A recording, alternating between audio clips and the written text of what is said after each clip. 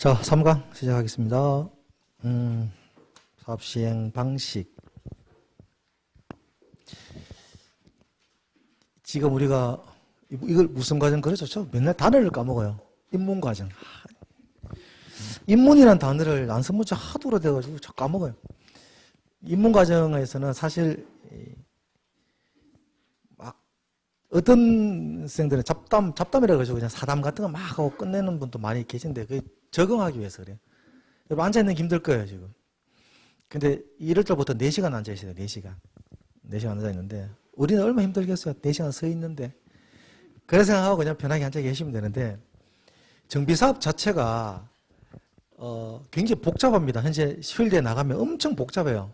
우리 법에는 그 복잡한 내용들을 법에 있는 것 가지고 그대로 적용시켜서 복잡한 거거든요. 이 법이 얼마나 복잡하겠어요.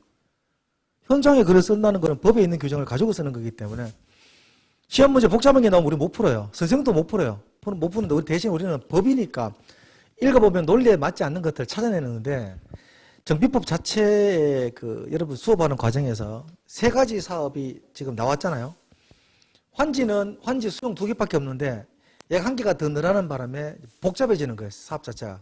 이 사업이 동일한 방식으로 진행이 돼버리면은 하나도 안 복잡한데 주관경이 4개 더하기 1개, 재개발이 2개, 재건축이 하나가 되면서 이제 그때부터 복잡해지는 거예요. 그럼 사업 시행자도 달라지는 거예요.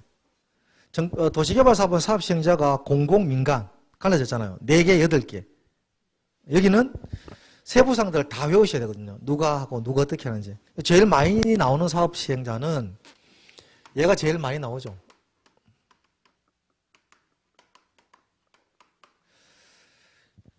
근데 자기는 따시고 난 후에 아니면 뭐 수업하는 과정에 도중에 저한테 재개발, 재건축 조합이 설립했는데 조합에 대해서 뭐 여쭤보는 분이 있는데 그 실무에서 하는 조합하고 여기 하는 조합은 달라요.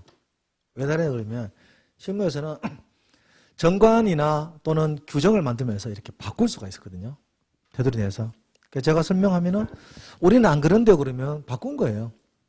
테두리 안에서 바꾸기 때문에 그 실무하고는 조금 연관이 없지만 기본적인 틀을 알아야 밖에 나가서 뭘 하더라도 아 이게 이렇게 바뀌었구나라는 걸 여러분 알고 얘기할 수 있으니까 사업시행 방식에서 187페이지 보시면 재건축 사업이라고 위에 나와요. 거기에 2번에 보시면요. 다만이라고 합니다. 다만. 187페이지 2번에 다만. 주택단지에 있지 아니한 건축물의 경우에는 지역 여건, 주변의 환경 등으로 보아 사업시행상 불가피한 경우로서 정비구역으로 보는 사업에 한정한다라고 해서 주택단지가 아닌 지역도 정비구역으로 포함시킬 수 있다라는 게 나오는 거예요. 재건축 사업일 때는. 주택단지가 아닌 경우도 정비구역으로 포함시킬 수 있다라고 나오고 정비사업을 할 때 관리처분 계획이라고 나오면서 관리처분 계획 불가능한 사업은? 관리처분 계획을 할 수 없는 사업은? 정비사업 중에 관리처분 계획으로 할 수 없는 사업 없죠. 다 할 수 있죠. 이래 보니까 주거환경 개선 할 수 있습니다. 그 다음에 재건축, 재개발, 재건축. 관리처분 계획으로 돌려주는 걸 보자는 게 돌려주는 걸. 어차피 돌려주는 게 관리처분이잖아요. 뭘 돌려줘요? 주택을 돌려주고 또 부대시설을 돌려주고 또 복리시설을 공급할 수 있고 또 이래 나와요. 오피스텔도 공급할 수 있다고 나와요. 재개발은요? 뭘 돌려줘요?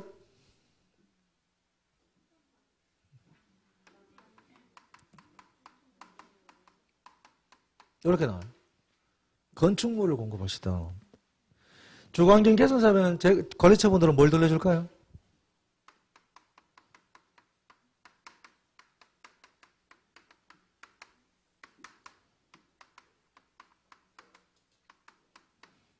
이래 나와요.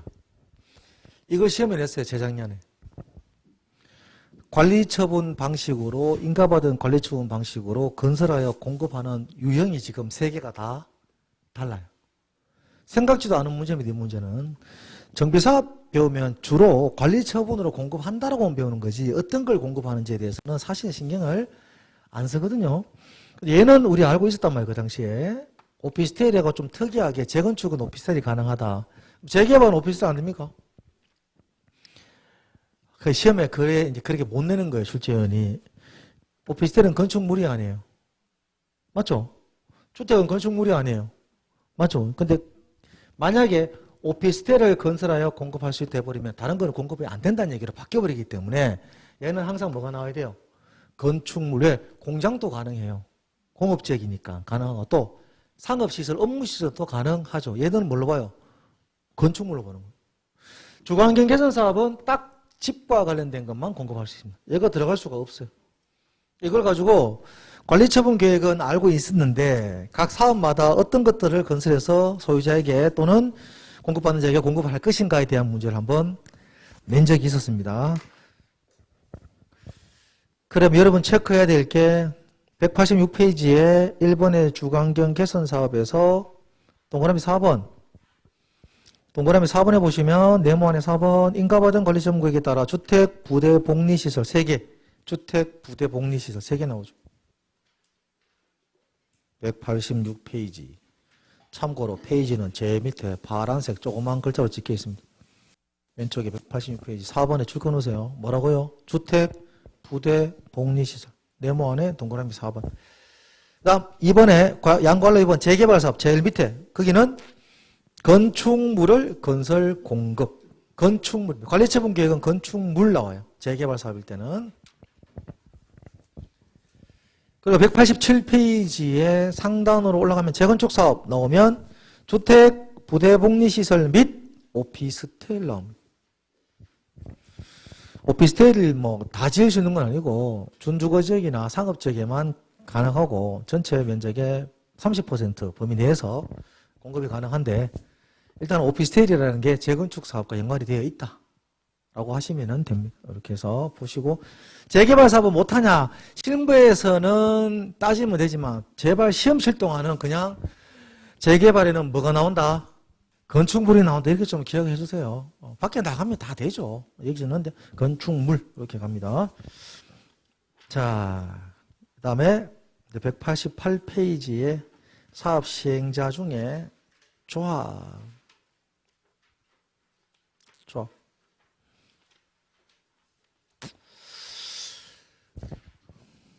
우리 사업 시행자가 조합 배운 적 있죠? 조합. 농업협동조합 아닙니다. 다른 조합 아닙니다. 조합을 지난주에 배웠어요. 도시개발사업조합, 도시개발조합 그러죠. 도시개발조합 만들 때 어떻게 만들었어요? 잘 그러지 말고 어떻게 만들었어요? 몇 명 모여야 돼요? 몇 명?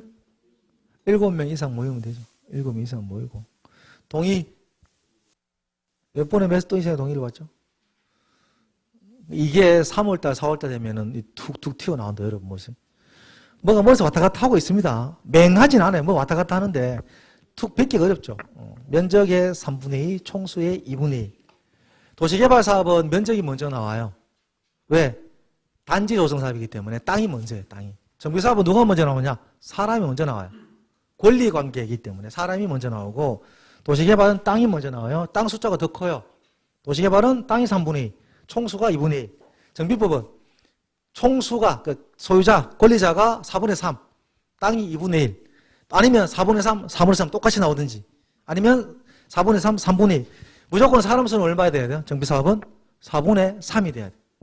그만큼 정비사업은 진행하는 게 쉽지 않다는 얘기예요. 도시개발법보다는 훨씬 더 많은 수의 동의를 받아야만 사업이 진행 가능한데, 도시개발법 배울 때도 조합이 나왔고요. 정비법에도 조합이 나와요. 성격은 같습니다. 성격 어떤 성격이냐? 비영리 공법상의 사단법인이라 그래요. 사단법인이라서 조합이 성립이 되려면 등기를 해야 돼요. 설립을 하려면 인가를 받고요. 설립을 하려면 인가를 받습니다. 설립하려면 성립이 되려면 성립이란 말은 하나의 독립된 법 인격체로서 자연인의 성격으로 사업을 하려고 그러면 뭐가 돼야 되느냐? 그렇게 되죠. 성립이 되려면 등기하면 성립을 합니다. 가끔씩 이게 대도 않는 문장인데 가끔씩 나와요. 정비사업조합은 시장 군수 등으로부터 조합 설립 인가 받은 때 성립한다. 맞아요? 틀려요. 성립한다가 아니고 설립된다라는 거예요. 성립은 언제 돼요? 등기소에 등기함으로써 성립한다. 등기부등본이 나와야 그때부터 뭘 할 수 있어요? 사업을 해요. 그 전까지는 행정기관이 사업할 준비는 갖췄나라고 알려만 주는 거죠. 사업은 이때 돼야만 사업을 진행을 합니다. 그래서 얘는 인가를 먼저 받아야 등기가 되니까 인가받기 위해서는 사람 수를 모아야 될 거 아니에요. 쭉 모읍니다. 모으기 쉬워요, 어려워요? 도시개발 사업에서 사람 모으는 게 어려울까요? 정비사업에서 사람 모으는 게 어려울까요? 그거 이제 편안하게 생각해보세요. 도시개발 구역에 가면요, 건물이 거의 없고 땅만 쫙 깔려있고요. 정비구역 가면요, 온 동네 건물입니다. 자, 사람 모으려고 그래요? 토지등기 소유자 모으려고 그러면 어떤 게 더 편해요? 땅만 쫙 깔리는 게 모으기가 편해요. 모으기가 편하고, 도시개발은 그래서 모으기 편하기 때문에 그냥 조합 설립하기 위한 조건 갖춰서 바로 들어가면 되는데, 정비사업은 사람 모으기가 그렇게 어려워요. 어렵기 때문에 추진위원회라는 기구가 하나가 더 있어요. 앞에. 들어봤죠? 진행하다가 유심히 보면요, 봉독동 이렇게 진행하면은 종합 설립 추진위원회라고 2층에다가 창문에다 붙여놨어요. 그 앞에 항상 뭐가 뭐냐? 가칭. 가칭이라는 말은 뭐냐? 조합 설립 추진위원회 승인을 받지 않았다는 얘기, 아직까지. 승인을 받지 않았고, 추진위원회 만드는 사람들은 요즘은 모르겠습니다. 옛날에는 거의 대부분 이런 사람들이 만들었죠. 이런 사람들, 그죠? 그런 사람들이 이렇게 무디기 해가지고 만들었어요. 만들어가지고, 자, 근데 알고 보면 다 같은 사람들이에요. 다 같은 사람들인데, 찔끔찔끔 해서, 형님 가져가세요 하고 탁 줍니다. 탁 주면 숫자가 딱 모이죠. 이걸 그대로 들어가요. 어디로? 조합설립인가 받으러 가요. 그러면, 추진위원회 위원장이 옛날에는 뭘 했느냐? 조합장을 많이 했어요. 그때부터 어떻게 돼요? 사업이 진행이 안 돼요. 왜? 돈 빼먹어야 되니까. 그런 것들을 바꿔주기 위해서 법에서 엄청난 개정을 많이 했습니다. 나중에 교재 보면은 조합장이 갖춰야 될 기본 요건, 이사나 감사가 갖춰야 될 구성 요건들이 다 법으로 픽스가 돼서 옛날에 없었거든요. 확정을 시켜놨어요. 대표적으로 거주하고 있어야 된다라든지 또는 물건을 소유하고 있어야 된다. 그런 것들. 옛날에는 그런 거 없이 그냥 조합장 했어요. 추진위원회 위원장 하면은 그냥 조합장 했었는데 지금은 그렇게 하지는 않습니다. 그렇다 보니까 조합 설립할 때 앞에 뭘 해야 되느냐? 조합 설립 추진위원회라고 나온다. 추진위원회. 얘는 인가를 받는 게 아니고 확인은 뭐 확인. 승인 받아야 승인. 조합은 뭐 받아요? 인가 받아요. 그럼 확인을 받았다는 말은 추진위원회는 여러 개가 활동할 수 있다는 얘기죠. 여러 개가 활동할 수 있는데 승인은 몇 개 받는다? 하나가 받는 거예요. 그래서 한꺼번에 한 추진위원회들이 모든 걸 다 끌고 오지 못하니까 애들을 풀어가지고 몇 개를 만드는 거죠. 만들어서 찔끔찔끔 모으면 이거로 한 곳에다가 통 밀어줍니다. 물론 저희끼리면 돈 안 받겠지만 보통 돈을 받아요. 세대당 얼마에서 돈을 받고 줍니다. 그때부터 어떻게 돼요? 그때부터 사업비는 계속 오르는 거예요. 그때부터 출발할 때부터 오릅니다. 그 줬는 돈 나중에 추진위원회 설립인가 받고 구성되고 설립인가 받으면 그 다 비용에 들어갈 거 아니에요. 그 누가 다 부담시킵니까? 소유주에게 다 부담시키죠. 아파트 재개발 재건축 아파트가 싼 게 아니에요. 여러분 조합은 분양분이 싸잖아요. 조합은 분양분은 왜? 그 사람들을 안 꼬시면 사업을 못하니까 일단 낮추는데 일반 분양분이 상당히 높아요. 왜? 거기서 못 받은 걸 일반 분양에서 받아야 되니까. 그럼 조합원 분양분은 나중 되면 일반 분양분에 따라서 급격하게 집값이 올라갈 수밖에 없어요. 예. 그런 형태로 가다 보니까 그 집이 과연 정상적인 가격이냐? 저는 그렇게 안 봅니다. 근데 워낙에 주택가격이 오르다 보니까 추진위원회를 설립하는 데는 좀 많이 풀어놨어요. 우리 법에서는. 어떻게 하냐 그러면 5명 이상이 모여가지고 추진위원회 뭐 위원장 포함해서 이거 다 동네 사는 사람들이 해야 됩니다. 모여가지고 운영 규정이라고 만들어요. 이게 나중에 조합 설립할 때 정관으로 넘어가는데 운영 규정을 만들어가지고 과반수 동의받으면 됩니다. 토지등기 소유자 과반수 동의받아가지고 승인받으면 추진위원회가 만들어져요. 얘가 하는 일은 뭐냐? 조합 설립 준비 기구예요. 조합을 설립하기 위한 준비기구. 조합 설립이 너무 어렵다 보니까 사업은 해야 되겠고, 그래서 준비기구를 설치해서 한번 모아보라고 얘기합니다. 모아보라고. 여기 추진위원회가, 꼭 있죠? 없네요. 추진위원회는. 추진위원회는 위원장 포함해서 5명 이상으로 구성하고요. 더하기 토지 등 소유자 과반수 동의받아서 시장 군수 등의 승인을 받으면 됩니다. 이렇게 하면은 조합이 추진위원회가 구성이 돼요. 구성이 되면 얘들이 이제 구성할 때 필요한 서류 같은 것들 다 갖추어서 회의도 하고 다 합니다. 요걸 가지고 조합 설립을 하게 되죠. 여기 할 때 이제 과반수 가지고 이제 안 된다죠. 추진위원회 구성할 때는 얼마면 돼요? 과반수 이상이면 돼요. 왜? 위원회가 있어야 조합이 만들어지니까 일단 선행이 먼저 돼야 돼요. 선행할 때는 강하게 하지 않습니다. 과반수 동의받아서 만들었어요. 그대로 이제 과반수만 가지고 조합 설립 추진위원회가 만들어진 거지 조합이 될 수는 없어요. 조합 되려고 그러면 추가적인 동의를 더 받아와야 돼요. 근데 재개발일 때하고 재건축일 때 동의자 수가 달라요. 어떤 게 더 많이 받아야 돼요? 재건축도 많이 받아야 돼요. 재건축이 훨씬 더 많이 받아야 됩니다. 왜? 여기는 삐끗한다고 하면은 사업하기가 상당히 곤란하기 때문에 사람 수가 많아야 안 할 사람들을 이렇게 어떻게든 쳐낼 수 있기 때문에 많이 받고요. 주거환경 개선 사업은 적용이 되지 않습니다. 참고로. 왜?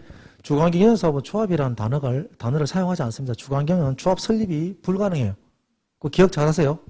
주거환경 개선 사업은 조합 설립이라는 단어를 사용하지 않습니다. 조합이 없다, 만들어지지 않는다. 무슨 사업이라서? 공공사업이라서.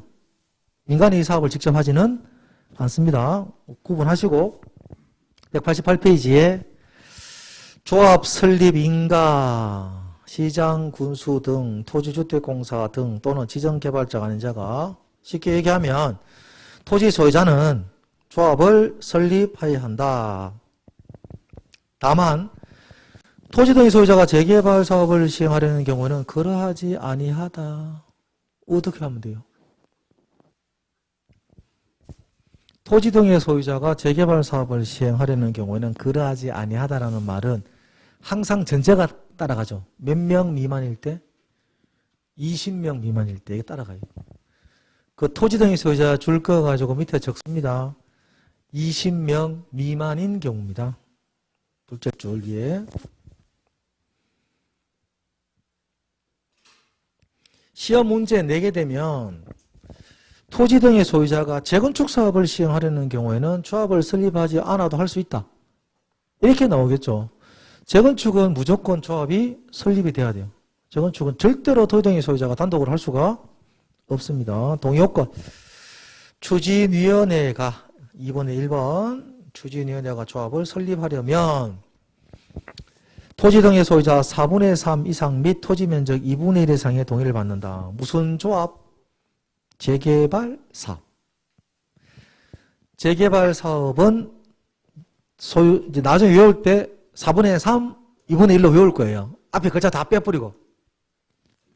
그런데 시험 문제 총수의 4분의 3, 면적의 2분의 1 이렇게 한번 낸 적이 있어요. 그 출제위원들은 사고가 우리하고 좀 달라요. 다르기 때문에 일단은 저는 면적의 4분의 3,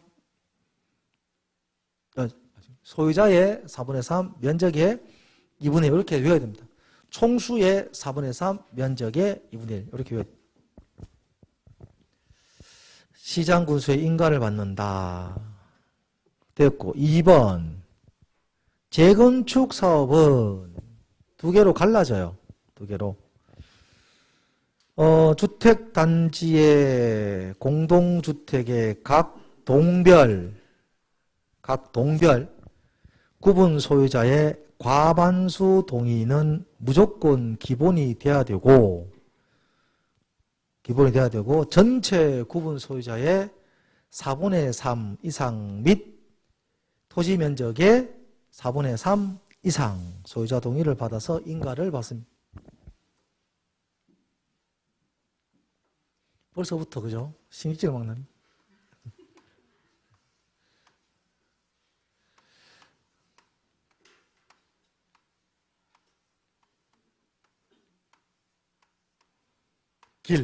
길입니다. 길. 그리고 여기가 아파트 있어요. 아파트.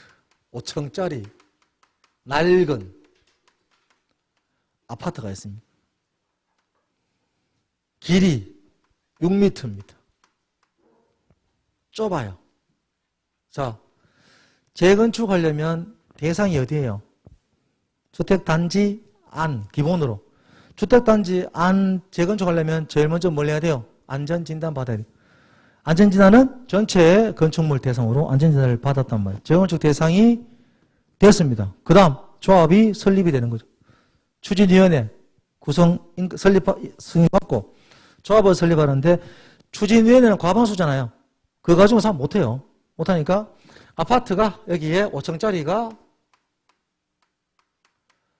5동이 있다.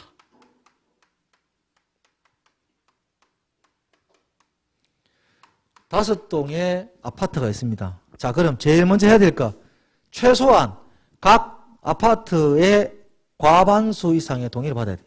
한 동당, 각각 동당에. 과반수 동의 받으면 조합 설립 인가 나요? 안 나요? 더 받아야 돼, 이제. 기본이 얼마? 과반수. 기본이 과반. 동의를 받고요. 그다음부터 뭐 해야 되냐? 이 전체 토지 등의 소유, 우리 소위 말하는 토지 등의 소유자는 구분 소유권, 의결권 얘기합니다.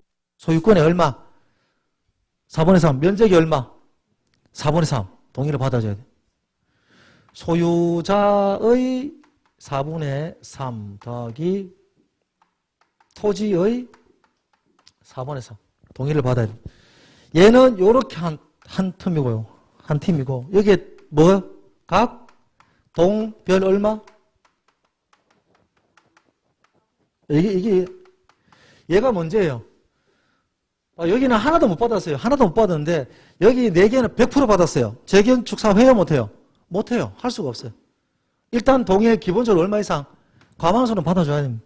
받아주고 쭉쭉쭉 넣으니까 얼마가 돼요? 4분의 3? 4분의 3. 이렇게 하면 조합 설립, 인가를 신청할 수 있는데, 그런데 도로가 좁아서 도로 넓혀야 되는데 여기 전부 다 집이 있더란 말이에요. 그럼 얘는 아파트 단지예요, 아니에요? 아니잖아요. 그럼 얘를 재건축 사업에 포함시킬 수 있다, 없다? 있다는 거죠. 이때는 동의자 수가 4분의 3, 4분의 3이 아니고 4분의 3 면적의 3분의 2예요. 면적의 3분의 2. 얘 따로 동의를 받습니다. 동의 자체가. 그러니까 아파트는 그 사업을 하지 않겠다라는 의사를 표현하는 사람이 많으면 사업하기가 힘들기 때문에 숫자와 면적을 동일하게 보고요. 4분의 3, 4분의 3. 근데 바깥쪽으로 나가면 사람 숫자는 일단 기본적으로 얼마예요? 4분의 3을 받아줘야 되는데 토지 면적은 3분의 2 이상 받으면 나무 수용하면 돼요. 그렇게 해서 사업을 할 수 있게 만들어둔 게 조합 설립 인가 신청서의 동의자 수입니다. 이번에 나와 있는 내용은 뭐 관로에 있는 거 다 빼고요. 각 동별 구분 소유자의 과반수 동의와 주택단지 전체 구분 소유자의 4분의 3 이상 및 토지 면적의 4분의 3 이상의 동의를 받는다. 그리고 인가를 받아야 된다. 다음 3번 방금 설명한 주택단지가 아닌 구역이 정비구역에 포함이 되면 면적의 소유자의 4분의 3 이상 및 면적의 3분의 2 이상 동의를 받는다. 이렇게 해서 조합이 설립이 돼요. 여기서 이제 우리 교재는 끝납니다. 끝나는데 저는 할 말이 엄청 많아요. 조합 설립을 저 정도만 하면 돼요. 조합 설립하면 인가 받고 사업 진행하면 되니까. 여러분 교재 받으면 이제 머리가 좀 많이 복잡해지는 게 오늘 하지 않습니다. 조합이 시행자예요.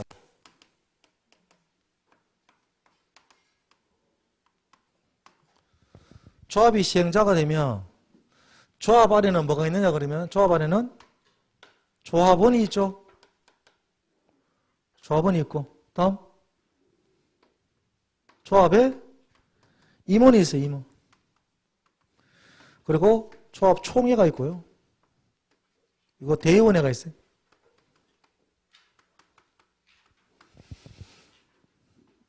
요 네 개가 이제 조합을 구성하는 요소입니다. 요소인데 조합원은 누가 돼요?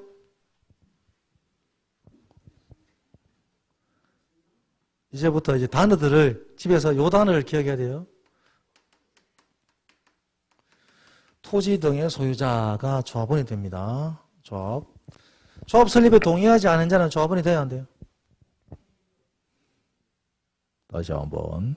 조합 설립에 동의하지 아니하는 자는 조합원이 될 수 있다 없다. 이제 우리 도시개발에는 당연조합은 배웠잖아요. 그죠? 여기도 그런데 여기는 조합이 두 개잖아요. 무슨 조합이 있어요? 조합이 두 가지가 있죠. 무슨 조합과 무슨 조합? 재개발조합과 재건축조합이 있습니다. 재개발조합은 당연조합원이 되는데 재건축조합은 동의한 자만 조합원이 돼요. 이거 좀 달라요. 재건축은 동의하지 않으면 어떻게 되느냐? 재건축 동의하지 않으면 나중에 손실보상 즉 협의하고 드러냅니다. 매수 청구해서 더 사고 나가라 그러죠. 그죠? 조합원은 요런 단서 정해보죠. 재건축 조합은 설립에 동의한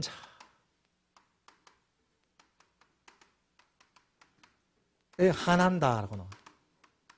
조합은 이렇게 나옵니다.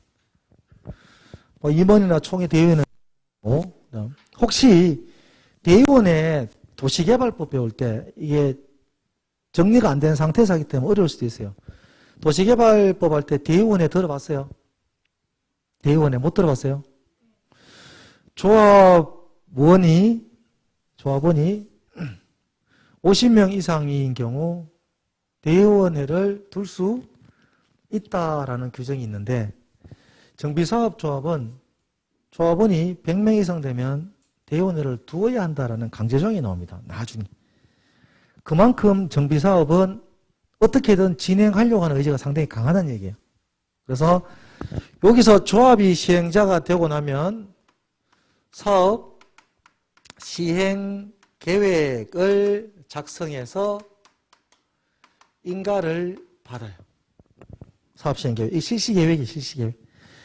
인가권자는 시장군수예요. 시장군수. 인가를 받고 나면 그 다음에 뭐 하느냐.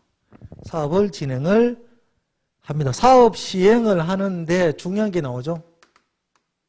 사업 시행을 하는데 바로 못해요. 바로 못하고 사업 작성 인가 받으면 사업 시행하기 위해서 이제 분양 공고 및 통지를 해야 됩니다. 분양 공고 및 통지 누구를 대상으로? 분양 공고합니다. 누구를 대상으로 할까요? 소유자를 대상으로 합니다. 이게 조합원 분양. 자, 이게 조합원 분양이에요. 조합원을 대상으로 당신 우리 사업 이제 시작 인가 받았는데 사업할 겁니다. 어떻게 이 동네 계속 사실래요? 물어보는 거예요. 사실래 물어봅니다. 그러면 뭘 알아야 살 거 아니에요. 시행자가 조합원을 대상으로 뭘 주느냐? 분양과 관련된 서류들을 전부 다 통지하고 공고를 해줘요. 예를 들면 개별 통지하는 것도 있고 함께 공고하는 것도 있는데 어떤 아파트가 지어질 거고 몇 평짜리가 지어질 거고 지금 당신 집이 얼마짜리인데 당신이 부담해야 되는 돈이 얼마쯤 된다는 것들 다 알려줘요. 알려주면 그걸 가지고 뭐라 해요? 내가 선택하는 거죠. 선택을. 분양받아도 되겠다. 야, 이거 부담스러운데 라고 하면은 팔면 돼요. 팔면 되고 보통 거에 대부분 분양 신청을 합니다. 이렇게 해서 분양 신청을 받아요. 분양 신청 기간은 통지한 날로부터 30일에서 60일 사이를 딱 줍니다. 한꺼번에 몰리면 안 되니까 누구누구는 언제까지, 누구누구 언제까지. 그래서 30일에서 60일 기간 동안 분양 신청 기간을 줍니다. 분양 신청이 끝나고 나면, 분양 신청이 종료되면 얘를 가지고 이제 관리 처분 계획을 만들어요. 얘를 가지고 관리 처분 계획을 만듭니다. 정비사업의 기본적인 사업 방식 자체가 얘다 보니까 관리처분 계획은 누가 만들어요? 사업 시행자. 행정계획이에요? 민간계획이에요? 행정계획이에요. 공법에 나오는 모든 계획은 다 행정계획입니다. 이 말은 얘를 만든 사업 시행자는 함부로 본인이 확정시킬 수가 없다는 얘기예요. 시장군수한테 가서 또 뭐 받느냐? 인가를 또 받아야 됩니다. 다 인가예요, 다 인가. 인가 받지 않으면 무효. 모든 행위가 무효. 인가 받은데 인가 받은 내용을 임의로 바꾸면 무효가 됩니다. 다 무효돼요. 인가라는 게 전부 되게 따라오는 거죠. 이러한 과정들에 의해서 사업이 진행되는데 분양 공고, 분양 통지, 숫자가 다 나와요. 사업 시행 계획 인가 고시로부터 120일 안에 나오는 숫자가 어디 나오죠?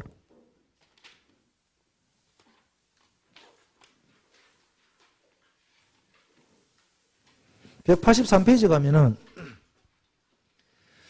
183페이지 위에 가면은 사업시행계획 인가고시 받고 120일 안에 통지합니다. 120일 안에. 무슨 통지합니까? 분양 신청하실래요? 하고 통지하는 거예요. 내용들 쭉 적어서 이런 내용이 있는데 당신이 하게 되면 이런 게 부담이 되고 안 하게 되면 이렇게 할 수 있습니다. 쭉 알려줍니다. 그때 통지하면서 그 통지하는 기간에 30일에서 60일 사이 기간을 줘요. 하시려면 언제까지 오시면 됩니다라고 30일에서 60일 기간을, 분양신청 기간을 제시를 합니다. 이렇게 해서 분양신청을 하면 돼요. 안 하면 어떻게 돼요? 안 하면 제일 밑에 그 네모 보시면 관리처분계획 인가고시의 다음 날부터 90일 안에 손실보상협의를 한다라고 되어 있어요. 사업은 돼야 되니까. 분양신청을 안 하면 그 사람은 적법입니까? 적법한 거예요. 내 재산인데 하기 싫다는데. 손해배상이란 말 쓰지 않죠. 행정 업무를 법에 맞춰서 적법하게 하려고 하는데 국민인 토지 소유자가 나는 여기 하기 싫은데요 라고 하면은 손해배상이란 말 쓰지 않고 손실보상을 주게 됩니다. 적법한 행정 업무에 따라서 받게 되는 국민의 재산상의 침해를 보존해주는 제도가 손실보상이니까 이게 협의보상이에요. 협의보상.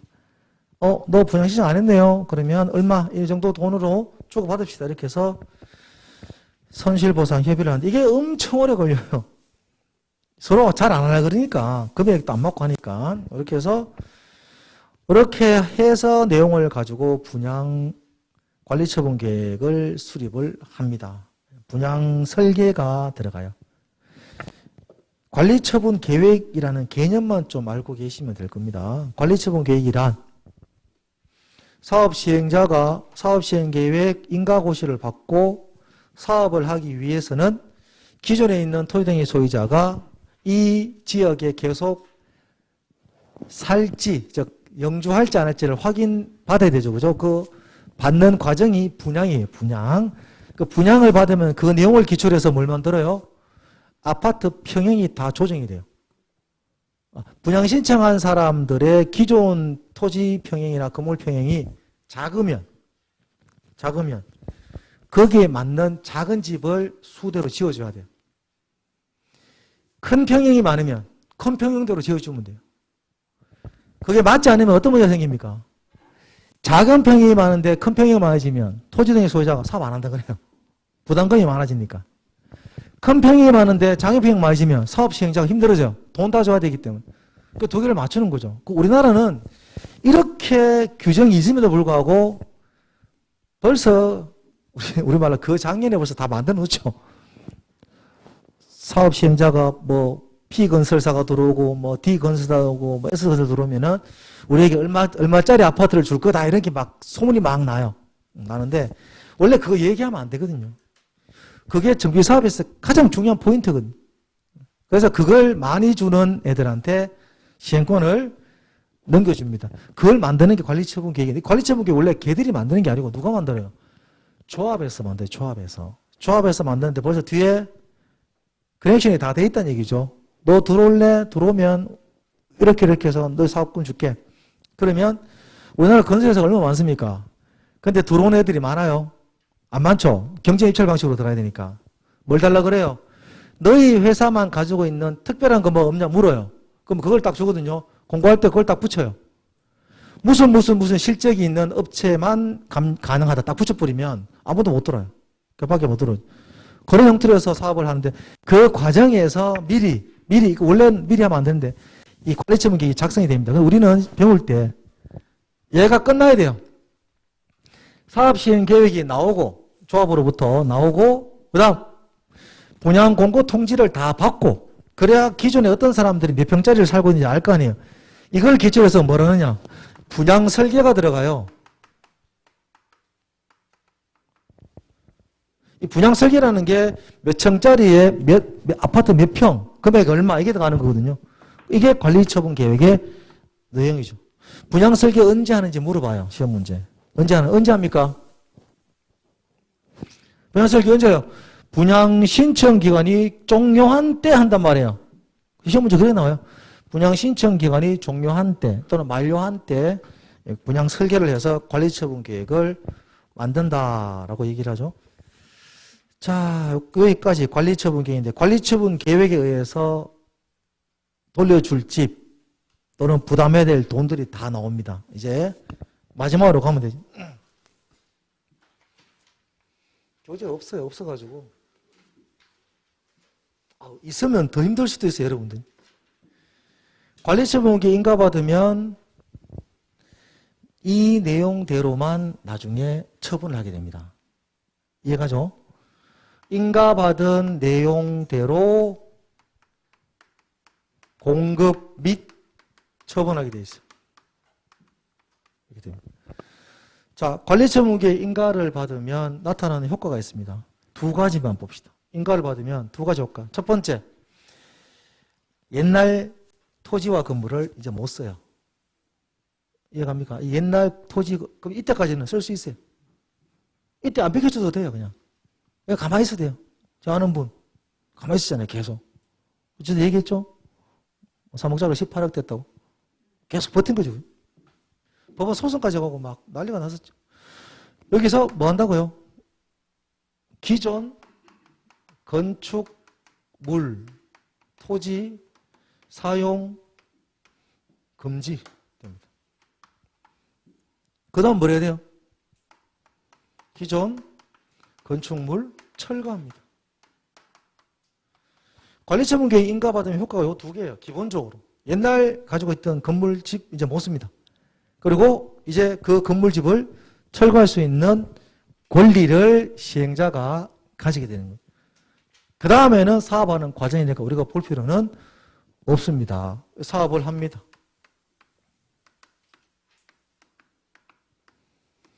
사업이 끝나면 어떻게 될까요?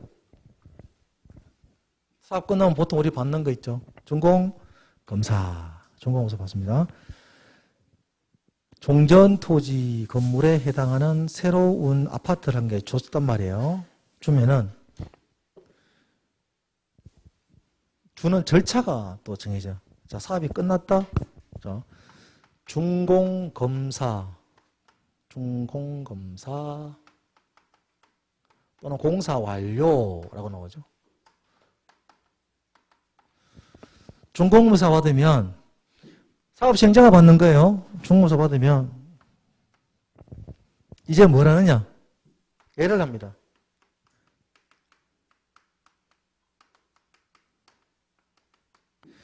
아파트 짓는 거하고 똑같은 거 하는 거예요. 전체 대지에 대한 청약을 확정 청약을 해야 돼요. 다 하고 나면 이제 그 다음 뭐 할까요? 평형별로 지분을 나눠줘야 돼요. 이게 토지 분할이라고 합니다.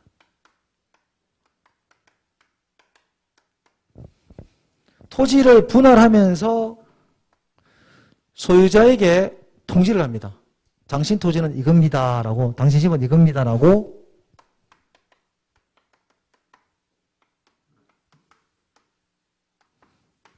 소유자에게 통지하면서 고시를 합니다.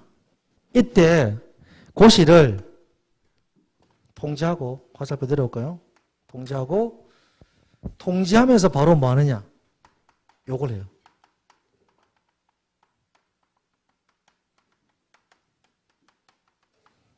소유권 이전 처분 고시를 합니다. 이 집, 이 땅, 이 몇 평, 몇 층, 몇 동, 몇 층, 대지 지분 얼마, 값이 아시 당신 겁니다라고 탁 띄워요. 어디에? 신문에다가 탁 띄웁니다. 이게 소유권 이전 처분 고시하면은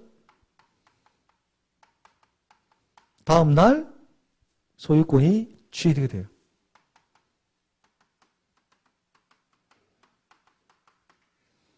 법률에 의한 물권 변동.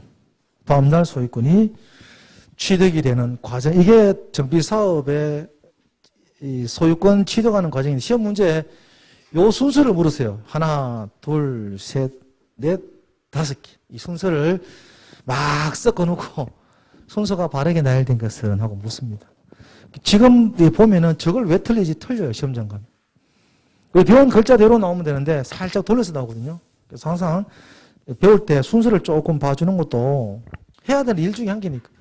관리처분계획 인가고시 나고, 그 다음 사업 진행되고, 그 다음 소유권, 공사 완료되면 소유권 이전 고시가 진행됩니다. 언제? 소유권 취득 언제? 다음날 소유권이 취득이 됩니다. 도시개발도 다음날 소유권 취득됐죠. 환지처분 공고일에 다음날. 183페이지 그림 제일 위에 보면은 소유권 이전 고시, 뭐, 다음날이라고 돼요. 이게 소유권 취득하는 시기입니다. 다음날 취득을 하게 되고, 이제 남은 거 뭐가 남아있냐? 이제 청산금이 나머지 청산금. 교재는 없어요. 도시개발 사업과 정비 사업에서 항상 마지막 과정은 청산. 청산이 뭐예요? 금전으로 보상하는 거죠. 더 받은 거는 땅 더 받아갔으면 시행자가 받아낼 거고, 땅 덜 줬으면 시행자가 지급해야 됩니다. 이게 청산금입니다. 따로 배울 필요는 없고요. 한 게 뭐 있었죠? 청산금 말고. 등기. 등기만 하면 끝나요. 지금까지 한 거는 다 시장 군수가 처리하는 내용들이에요. 다. 시장 군수는 사업이 끝나는 것까지 본인이 다 처리를 해줍니다. 그 다음 등기는 법원에서 하죠. 법원에서. 자, 그럼 관리처분 계획 인가고시 후 사업이 종료되면 소유권 이전 고시 처분을 하게 됩니다. 소유권 이전 고시 처분을 하게 되면 소유권 언제 취득한다고 그러세요? 다음 날 소유권을 취득을 하게 되는데 소유권 취득은 법률에 의한 물권 변동이기 때문에 사업 시행자나 제3자에게 소유자는 자기의 권리를 주장하거나 대항할 수 있다. 근데 팔 수가 없어요. 미등기 전면에서. 팔려고 그러면 어떻게 해야 돼요? 등기를 해야 돼요. 누가요? 그 시행자. 이게 헷갈리면 안 돼요. 지난번에도 그랬잖아요. 이게 소유권 보존 등기란 말이에요. 새로 만들었기 때문에 보존 등기는 시행자 명의로 합니다. 시행자가 최초 등기를 하죠. 그 다음에 이전 등기 넘어가면 되니까 시행자가 일괄 또는 촉탁 등기로서 소유권 등기를 하게 됩니다. 여기까지가 정비법 과정이에요, 과정. 뭐 중간중간에 뒷부분에도 좀 어려운 게 있습니다만은 우리 지금 과정에서는 이 정도만 하시면 많이 배웠어. 오늘 3시간 동안 엄청 많은 걸 기억했는데 정리하면은 정비사업 몇 개 있다? 3개 있다. 3개. 3개 있는데 공익적 기능이 들어가는 사업은 시행자가 누가 되는 게 좋다? 시장 군수 등이 되는 게 좋다. 재개발 재건축 민간하면 안 돼. 그때는 나가줘야 돼요. 조합이 구성된다. 재개발 재건축 조합이 구성된다. 근데 토지 등의 소유자가 사업하는 경우도 있다. 무슨 사업? 조합 안 만들고 바로 할 수 있다. 무슨 사업? 재개발 사업. 몇 명 미만일 때? 20명 미만일 때. 오늘 분수는 제가 얘기 안 합니다. 몇 분에 매서 힘드니까 좀 곤란할 수도 있고. 오늘 여러분이 해야 될 것, 제가 설명을 지금 쭉 하면서 한 게, 정비사업이라는 게 지금은 우리 요 교재는 굉장히 단순한 내용들만 가지고 있거든요. 관리처분 계획은 하나도 없어요. 시험 문제 관리처분 계획이 한 문제가 나와요. 나오기는. 근데 강의할 때는 한 3-4개 할 거예요. 관리처분 계획에서. 안 나오면 선생님이 잘못 가르친 거 나오면 여러분 운 좋은 거예요. 관리처분 계획은 양이 너무 많기 때문에. 그래서 보통은 사업 용어 정의 3개, 그리고 사업 방식, 사업 시행자 있죠. 3개. 사업 시행자 내년에 무조건 조합이 나옵니다. 조합이 원래 법이 바뀌었거든요. 굉장히 강한 정으로 바뀌었어요. 원래 내년에 낼 수밖에 없어요. 그러면 일단 세 개는 풀 수 있지 않을까. 이렇게 얘기하니까 자꾸 뒷부분 가면 학생들이 막 지겨워하는데 재밌어요. 공법은 다른 법과 달라가지고 몰라서 그렇지. 알면 다 돈입니다. 다 돈. 민법 안 한다고 돈 돼요. 안 속지 그냥. 돈 되는 거 없는데 공법만 알면 다 돈이. 자, 6주 동안 제가 부동산 공법을 3개의 법 가지고 국토개혁법, 도시개발법, 정비법 3개 법률 가지고 함께 했는데 이제 다음 달부터는 여러분 교재를 가지고 오셔야 됩니다. 공법 교재를 가지고 이제 수업을 진행하게 되는데 11월, 12월 달 했던 이런 형태로는 하지 않습니다. 조금 더 세부적으로 가는데 나자빠지거나 포기하시면 안 돼요. 그렇게 시작을 해야, 힘들게 시작을 해야 뒤에 가서 편해요. 처음에 너무 쉽게 가면은 한 5월달, 6월달 가면 문제가 하나도 안 풀려요. 그때 되면은 내가 뭘 했지가 됩니다. 그때까지 좀 참아주시고, 그리고 이 첫째 시간에 말씀드렸듯이 동차하시는 분들은 4월달까지 1차만 하시기 바랍니다.